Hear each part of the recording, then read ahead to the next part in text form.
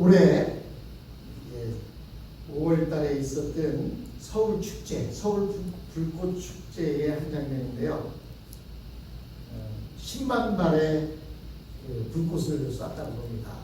그리고 아주 엄청나게 화려하고 거기다가 한국에 있는 120층이 넘는 랜드마크의 건물에서 그 건물에서 저걸 쐈다고 그러는데요. 제가 본 화면은 아주 멋이 있어서 그걸 다운받는다고 했는데 아마 좀 다른 것이 잘못 다운받아진 것 같습니다. 이렇게 서울 불꽃축제를 하는 이유는 뭐냐면 서울에 찾아온 사람들을 환영하기 위해서 1년에 한 번씩 서울 불꽃축제를 이렇게 연다고 합니다. 왜 그랬을까요? 서울에 찾아와주고 또 그곳에 와서 서울 구경하고 하는 사람들에게 초청의 의미로 감사하는 마음으로 이렇게 했다고 합니다. 여러분, 우리가 알다시피 이스라엘 백성들을 하나님이 초청할 때에는 그냥 초청장 하나 달랑 보내고 너는 내 백성이 되라 라고 이렇게 말씀하신 것이 아닙니다. 하나님은 이스라엘 백성들이 보는 앞에서 10가지 재앙과 그리고 또한 그들이 바다가 갈라지는 기적을 통해서 하나님께서는 이스라엘 백성들을 초청하셨던 것입니다. 그런데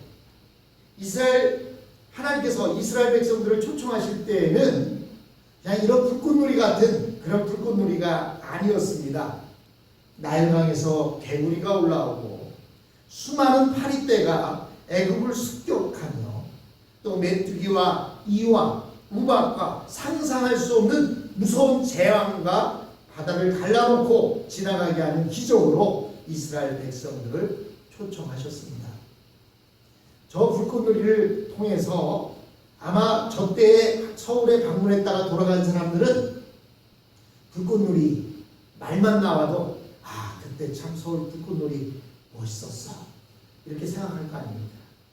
하나님께서도 이스라엘 백성들이 잊지 않도록 기억하기 위해서 그들을 초청하면서 그냥 단순하게 말씀으로만 초청한 것이 아니라 이제 여러 가지 행사와 이적을 통해서 그들을 초청하셨습니다.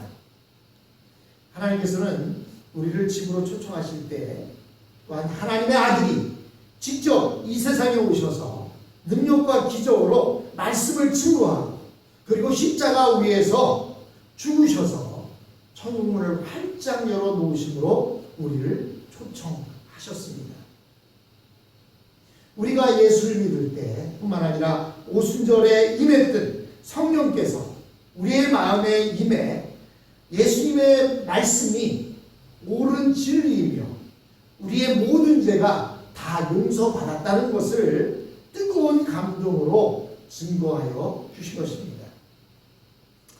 그런데 놀라운 것은 이스라엘 백성들이나 우리가 이렇게 큰 체험을 통해서 직접 눈으로 보고 하나님의 초청을 받았음에도 불구하고 하나님을 대적하고 원망하고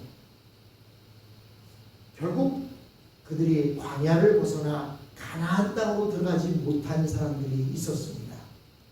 우리 가운데서도 예수를 믿고 구원받았다고 하면서도 성령을 회방함으로 인하여 천국에 들어가지 못하는 사람들도 있을 것이라는 사실입니다.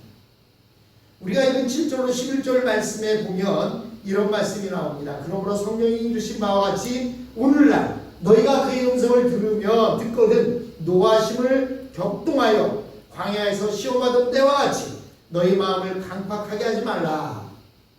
거기서 너희 열조가 나를 시험하여 증언하고 40년 동안에 나의 행사를 보았느니라. 그러므로 내가 이 세대를 노하여 가로되 저희가 항상 마음이 미혹되어 내 길을 알지 못하는도다 하였고 내가 노하여 맹세한 바와 같이 저희는 내 안식에 들어오지 못하리라 하였으니 라고 이렇게 되어 있습니다. 왜 이스라엘 백성은 이렇게 하나님의 엄청난 초청을 받고도 기뻐하거나 감사하지 않고 내내 하나님을 의심하다가 결국 안식에 들어가지 못하고 광야에서 다 죽게 되었을까요?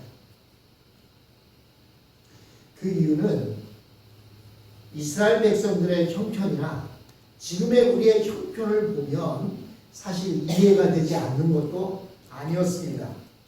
우선 하나님께서는 이스라엘 백성에게 아무것도 보여주지 아니하시고 오직 말씀만 하셨습니다. 이스라엘 백성은 시내산에서도 하나님의 음성만 들었지 하나님의 얼굴이나 하나님의 모습을 본 적이 없었습니다. 하나님께서 이스라엘 백성들에게 말씀하실 때는 언제나 당신이 직접 말씀하신 것이 아니라 모세를 통해서 말씀하셨습니다. 그리고 그 말씀 내용이 이스라엘 백성에게 잘 되게 해 주겠다든지 혹은 이스라엘 백성들이 무엇을 잘 했다든지 하는 격려나 축복의 말씀이 아니라 늘 하시는 말씀은 죄 짓지 말라라고 하는 말씀이셨습니다. 아무리 옳은 말씀이라 하더라도 자꾸 하지 말라는 소리만 들으면 잔소리처럼 들리고 짜증이 나는 것이 우리 인간들의 모습입니다. 그런데 사실은 이것이 바로 우리 안에 있는 반발하는 기질 때문에 나타나는 것입니다.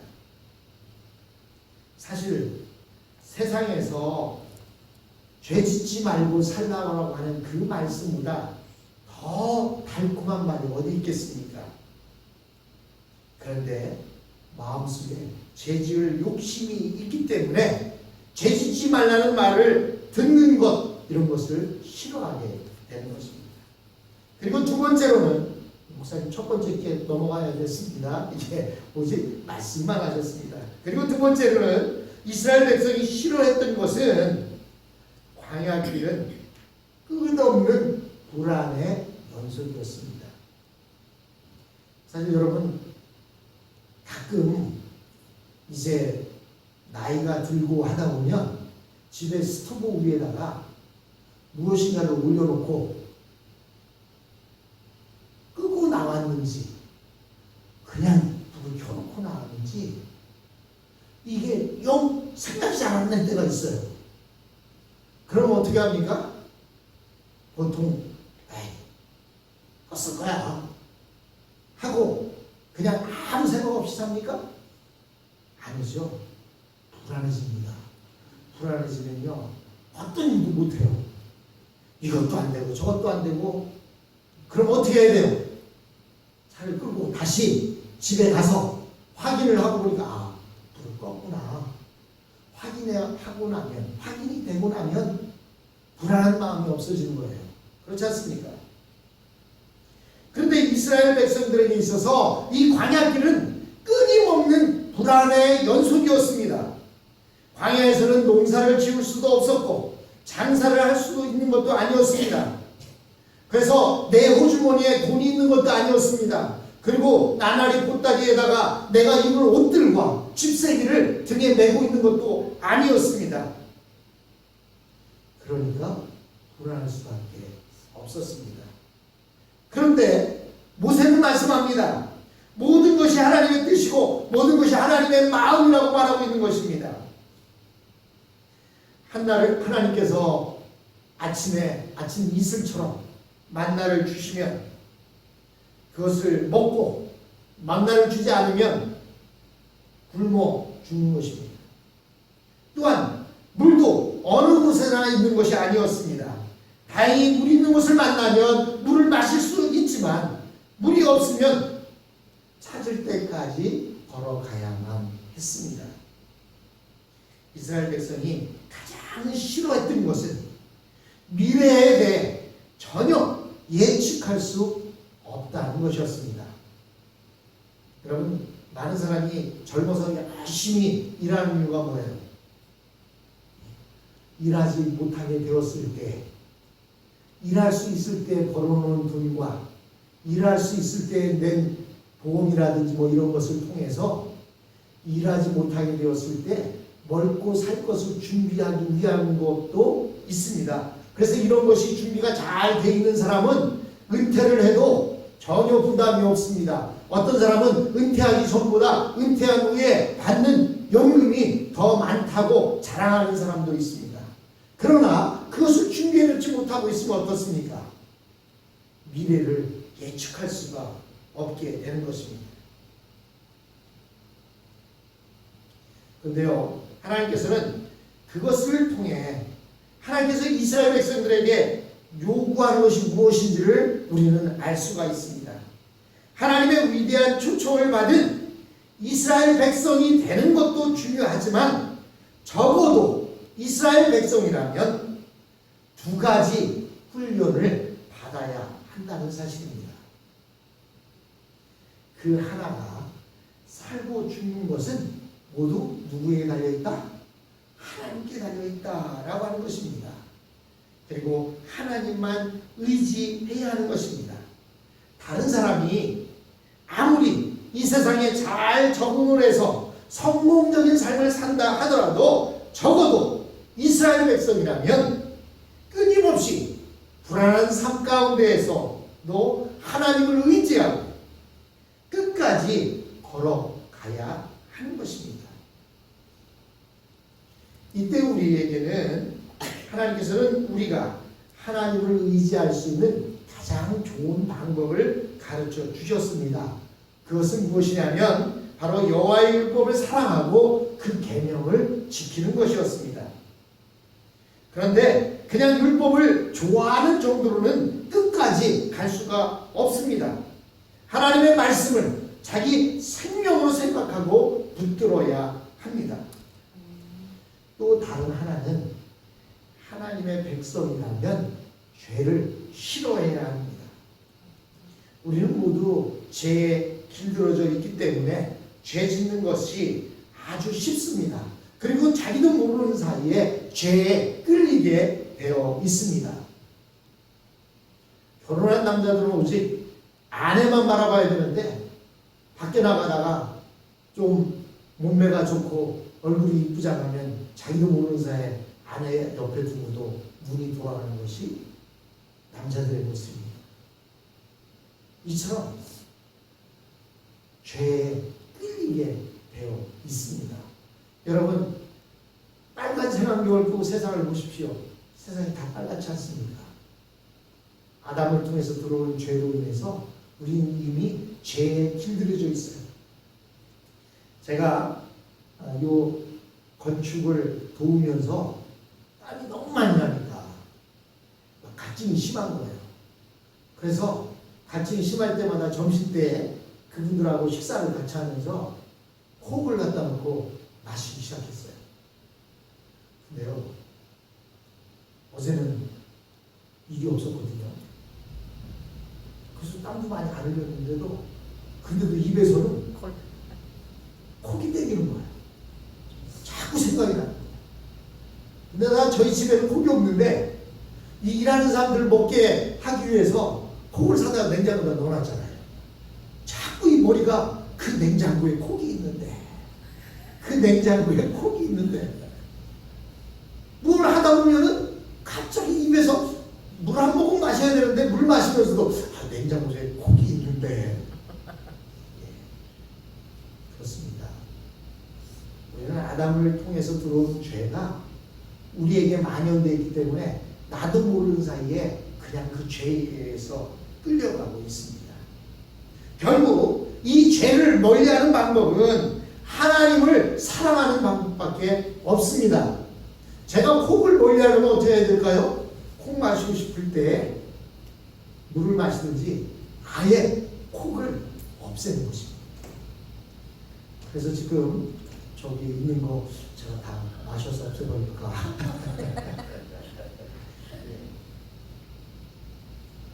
그래서 히브리서 기자는 교인들에게 이렇게 권면하고 있습니다. 12절로 14절의 말씀입니다.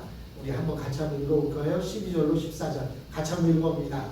형제들아, 너희는 삼가 혹 너희 중에 누가 믿지 아니하는 악한 마음을 품고 살아계신 하나님에게서 떨어질까 조심할 것이오.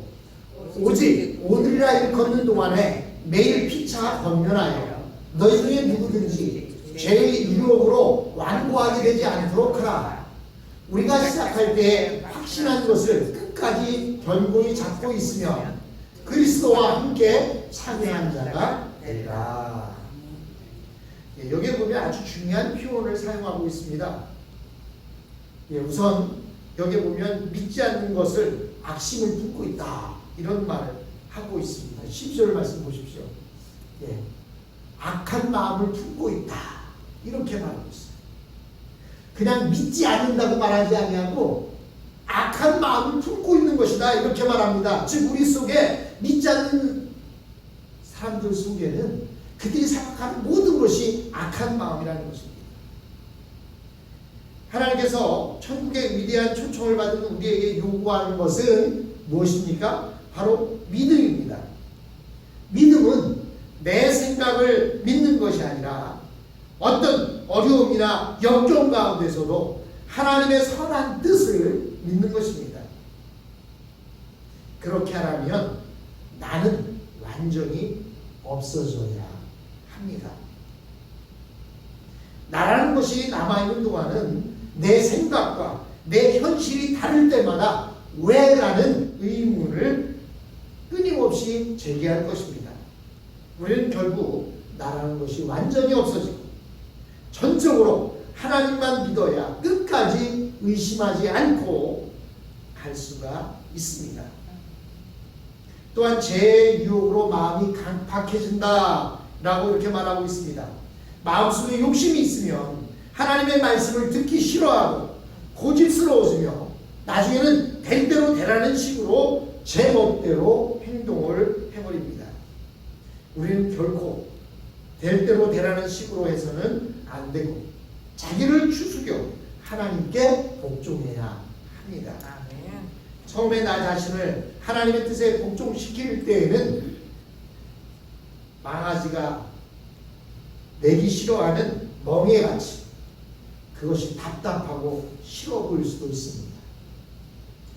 매일 아침마다 성경을 한 장, 두 장 읽는다는 것이 처음에는 읽으려고 하면 전화도 오고 읽으려고 하면 갑자기 이메일 체크업도 생각이 나고 이렇습니다.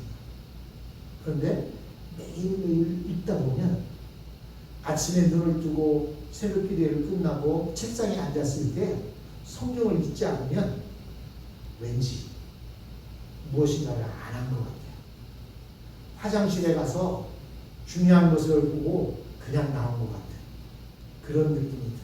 그래서 말씀을 먼저 읽어야만 하루가 시작되어지는 그런 모습들을 보게 됩니다.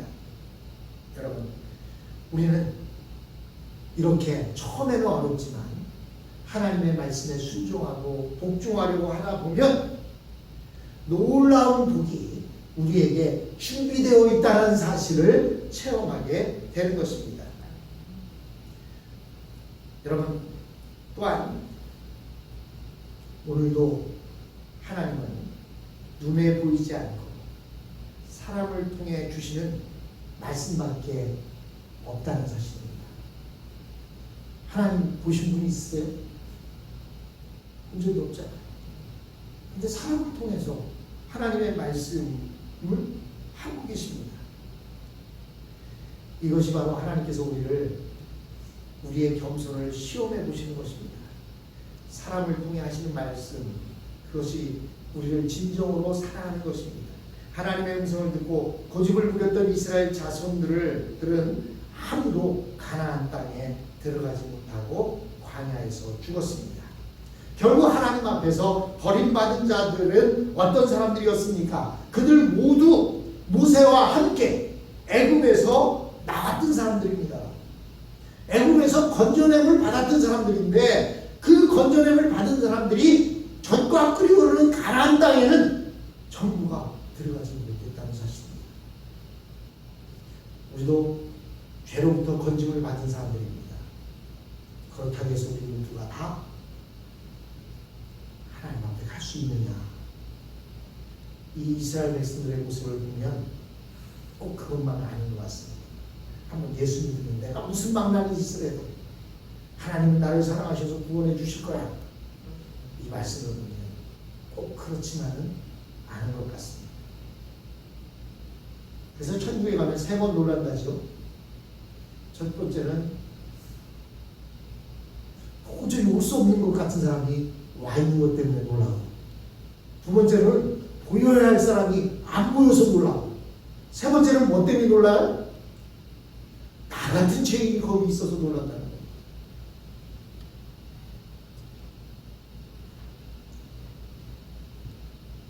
이스라엘 백성들은 매일 하나님의 기적을 체험하면서도 하나님을 믿지 못했습니다. 그 이유는 자꾸 애굽의 기준을 가지고 하나님의 사랑을 평가하려고 했기 때문입니다. 그래서 그들은 물이 없어도 우리가 애굽에 있었더라면, 고기가 없어도 우리가 애굽에 있었더라면, 먹을 것이 없어도 우리가 애굽에 있었더라면 굶어 죽지는 않았을 텐데, 기준이 뭐예요? 애굽이라는 세상의 기준을 가지고 있었습니다. 하나님의 사랑을 세상의 기준으로 평가하려고 했기 때문에 그들은 망할 수밖에 없었습니다. 우리는 세상의 복의 기준을 가지고 하나님의 축복을 평가해서는 안 됩니다.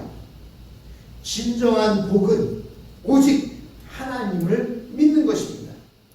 또 진정한 복은 나 자신이 변화되는 것입니다.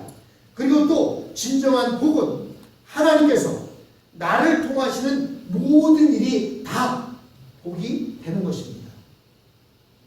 이스라엘 백성이 광야 40년 동안 매일 만나가 내려지고 바위에서 물이 쏟는 것을 통해 우리 머리 위에는 어마어마한 복이 있고, 또한 우리 발밑에도 복이 준비되어 있다는 것을 우리는 믿어야 하는 것입니다. 아침 이슬처럼 하늘에서 내리는 만나, 그리고 바위를 터져 나오는 물, 이런 것을 통해서 하나님의 복은 하늘에서만 내려오는 것이 아니라 땅에서도 임한다는 사실입니다. 그래서 여러분, 믿는 사람들이 농사지면, 기도하면서 농사지면 농사가 얼마나 잘 되는지 몰라요. 그래서 저희 어머니가 벼농사를 짓는데 사람들이 놀랍니다. 어떻게 저 옆에 내가 혼자 농사를 짓는데 저렇게 농사가 잘 되지? 그럼 저희 어머니가 항상 합니다. 내가 하나님을 믿잖아. 하나님을 믿으면 하나님께서는 하늘의 복, 신령한 복, 땅의 복까지도 다 주시는 분이십니다. 예수님도 뭐라고 말씀하시냐면, 누구든지 살고자 하는 자는 죽고 나를 위해서 죽고자 하는 자는 살리라라고 말씀하십니다. 우리가 살려고 하면 시험에 들게 되어 있습니다. 기왕 우리가 하나님의 손에 붙들렸을 때에는 우리는 끝까지 믿자라는 그 심정으로 결심하고 나아가면 하나님께서 준비하신 그 넉넉한 복을 마음껏 누릴 수가 있게 되는 것입니다. 하나님이 주시고자 준비해 놓으신 복, 그 복을 다 누리시는 저와 여러분이 되었으면 합니다.